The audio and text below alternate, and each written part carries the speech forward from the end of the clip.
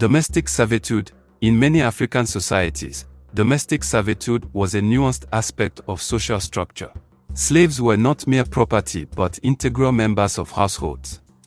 Among the Ashanti in West Africa, slaves were often assimilated into the family structure, undertaking tasks ranging from childcare to agricultural work. Some slaves even held positions of influence and trust within the household. This form of slavery was characterized by a complexity that transcended a simple master-slave relationship, creating a unique social dynamic.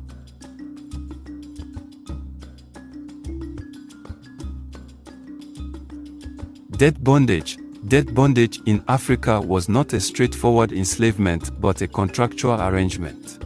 Individuals who found themselves in debt could voluntarily enter into servitude until the debt was repaid. Along the Swahili coast, for instance, a person might work for a creditor for a predetermined period, with the understanding that, upon completion, their debt would be considered settled. This form of servitude, while restrictive, provided a means for individuals to navigate economic challenges without permanently losing their freedom.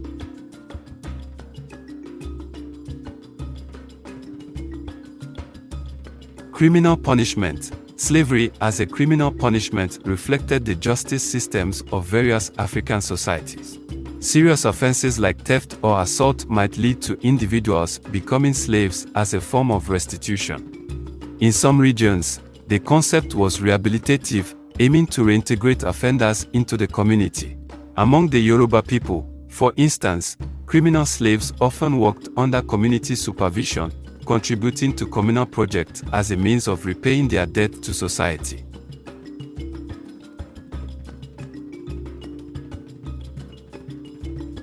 Captives from warfare.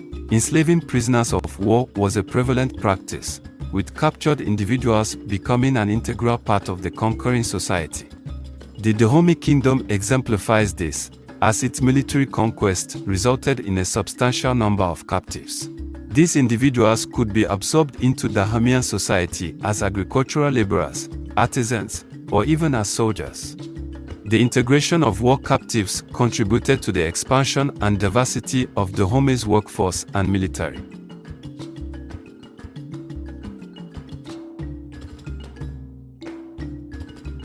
Hereditary slavery. The concept of hereditary slavery entrenched social hierarchies in certain African societies. In Sudan, for instance, children born to enslaved individuals inherited their parents' status, perpetuating a cycle of servitude through generations.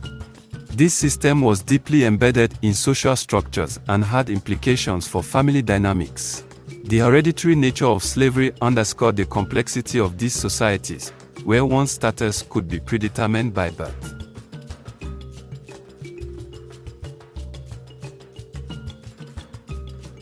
Indentured servitude. Indentured servitude in Africa often resulted from contractual agreements, providing individuals with a path to alleviate financial burdens.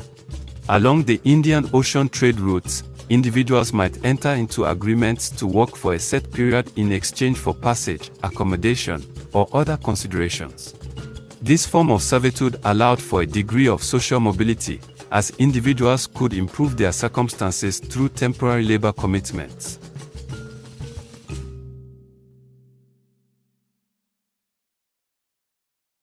Ritual slavery. Ritual slavery was a distinctive aspect of certain African societies, where individuals assumed symbolic roles within religious or cultural ceremonies. In various regions, these individuals might play crucial roles during festivals or rites. The symbolism of ritual slavery reinforced the interconnectedness of spiritual and social dimensions, emphasizing the cultural significance of servitude beyond economic considerations.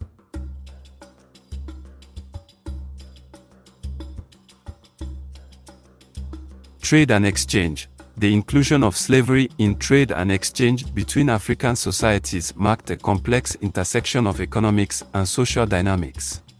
The Kingdom of Benin, for instance, engaged in the slave trade with European powers, exchanging captives for firearms and other goods. This trade had far-reaching consequences, contributing to the growth of the transatlantic slave trade and altering the power dynamics within African societies engaged in such exchanges.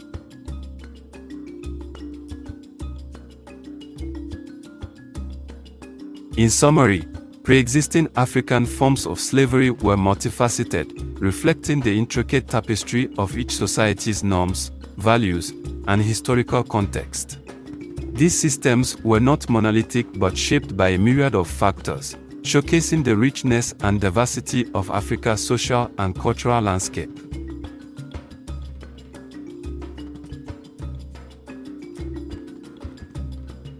Kingdom of Dahomey, present-day Benin participation, actively participated in the slave trade, capturing and selling slaves to European traders. Reasons: economic gains, acquisition of firearms through trade, and the desire for political power in the region. When it stopped, the transatlantic slave trade declined in the 19th century, and Dahomey officially abolished the slave trade in the mid-19th century. Ashanti Empire, present-day Ghana participation, engaged in the slave trade, capturing and selling slaves to European traders along the Gold Coast. Reasons: economic motives, acquisition of European goods, and expansion of influence in the region. When it stopped, the Ashanti Empire officially banned the export of slaves in the early 19th century. Oyo Empire, present-day Nigeria participation, played a role in supplying slaves to European traders, particularly through the Kingdom of Dahomey. Reasons: economic interest and maintaining political influence in the region. When it stopped, the decline of the Oyo Empire in the early 19th century contributed to the reduction of slave trade activities. Congo Kingdom, present-day Angola, Republic of Congo, and Gabon participation, engaged in the slave trade, initially through diplomacy and later through direct capture and sale. Reasons: economic interest and building alliances with European powers. When it stopped, the decline of the Congo Kingdom in the late 17th century, combined with increased European competition, contributed to a reduction in slave trade activities. Benin Empire, present-day Nigeria participation, participated in the transatlantic slave trade, selling captives to European traders. Reasons: economic gains and maintaining political power in the region. When it stopped, the Kingdom of Benin officially banned the export of slaves in the 19th century. It's crucial to note that the transatlantic slave trade involved a multitude of African societies, each with its unique circumstances and motivations. Additionally, the cessation of involvement in the slave trade was often gradual and influenced by various factors, including changes in global economic dynamics, increased European abolitionist movements, and internal political shifts within African societies. Specific dates for when involvement ceased may not be available for all entities involved.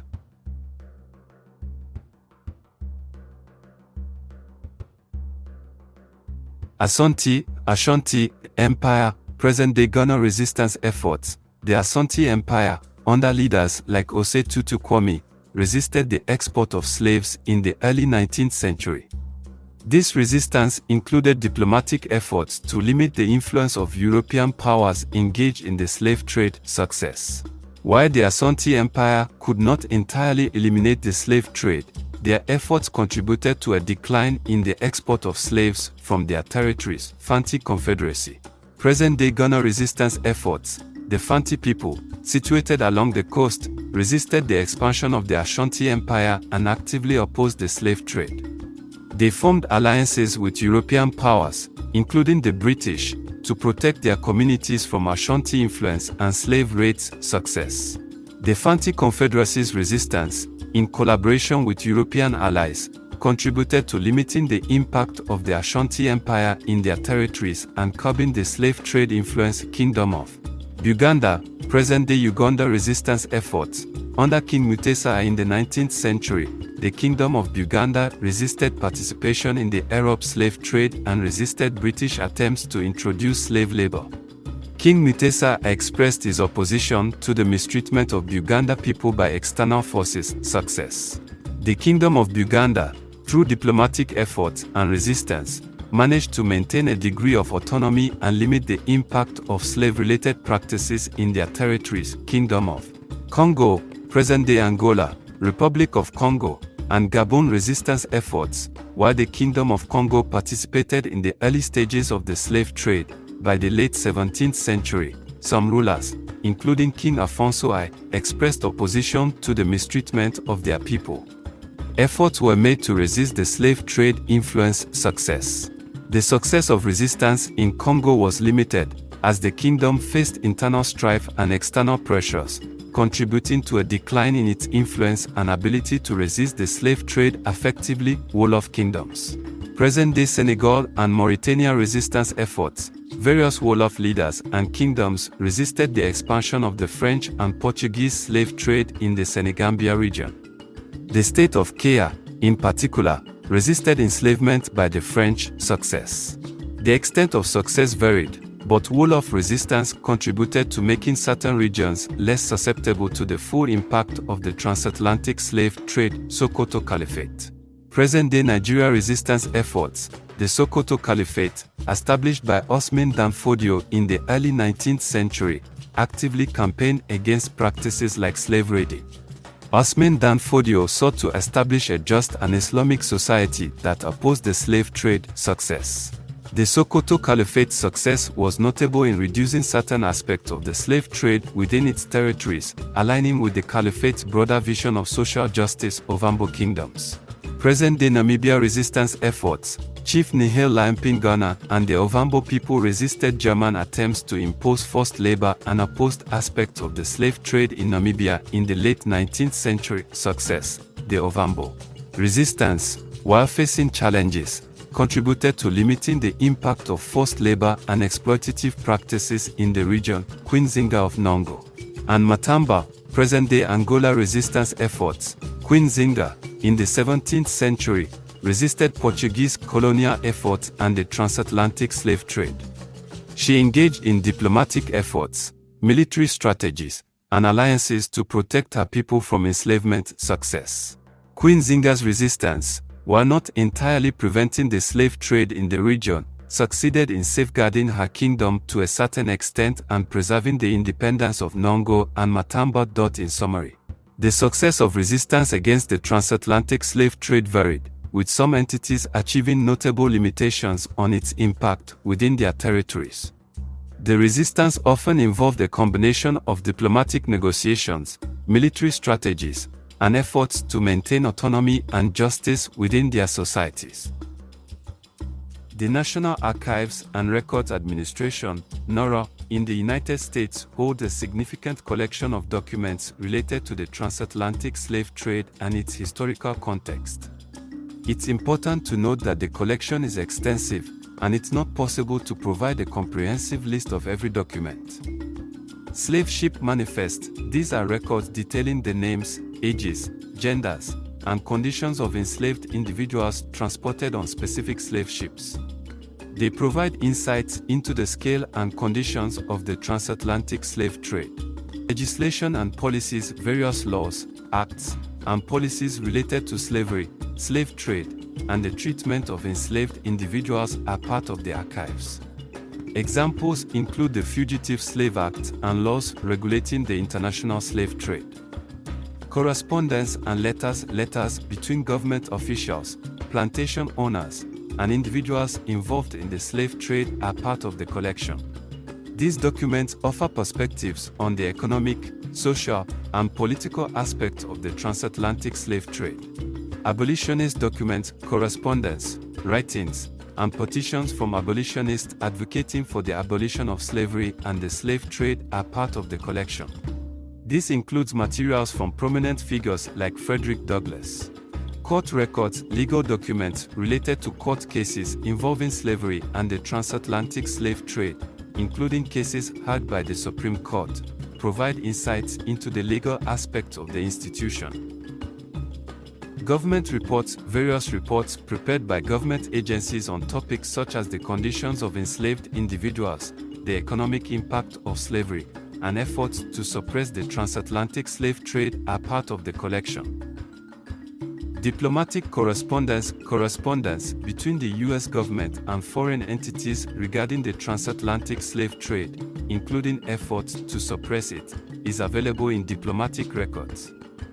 Census records, population census records, provide demographic data related to slavery, including the number of enslaved individuals and their distribution across states.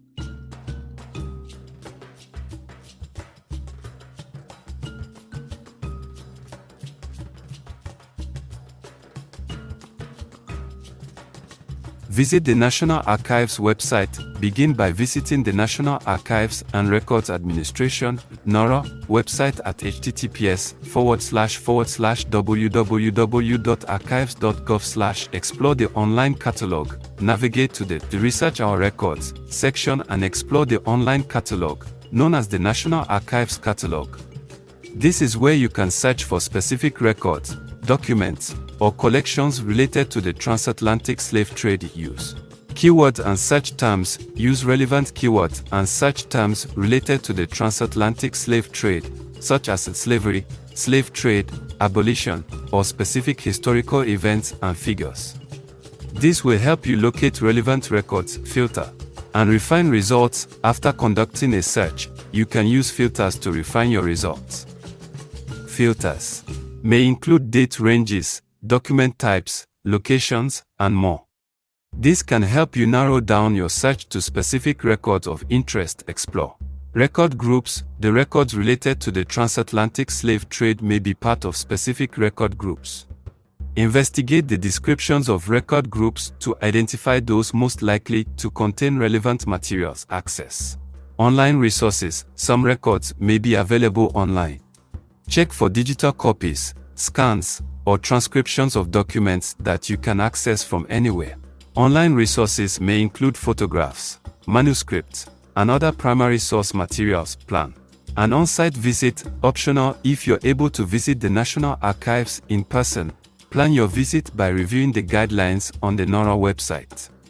Determine the location and hours of the relevant archives facility. Request assistance if you encounter challenges or have specific questions. Consider reaching out to the National Archives staff for assistance.